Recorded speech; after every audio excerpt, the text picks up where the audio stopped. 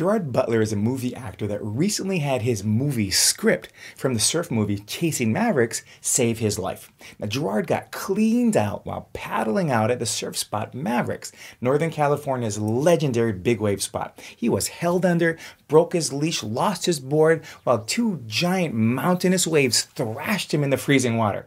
Now, he says that he told himself to, and I quote, "Remember what this movie is about. Fear is healthy, panic is deadly." And because of that thinking, he said, he was able to survive a two-wave hold down. Now, I've never been in conditions quite like what he was going through, so can't fully relate to that experience.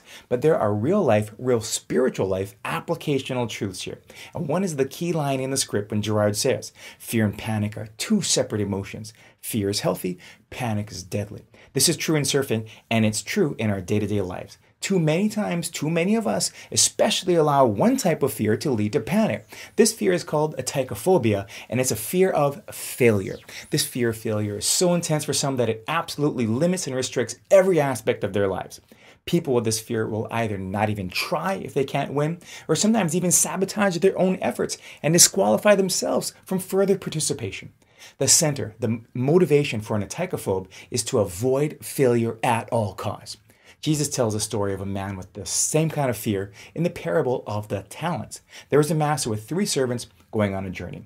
He entrusted them with his money and property. He gave one servant 5 talents, another 2 talents, and the last one just 1 talent, depending on their abilities, and left. Now, the talents referred to here are monetary references and basically mean a lot of money. Even the 1 talent, it's like stacks.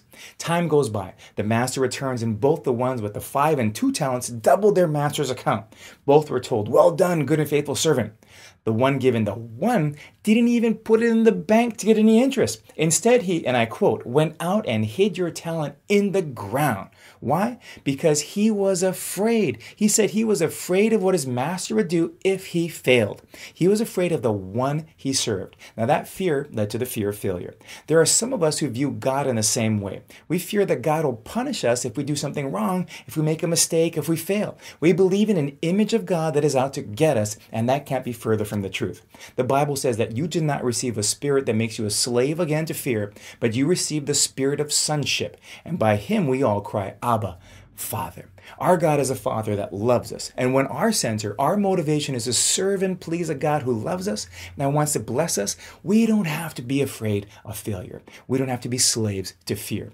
We've been adopted into a heavenly family with perfect love and no fear. Let's live like it.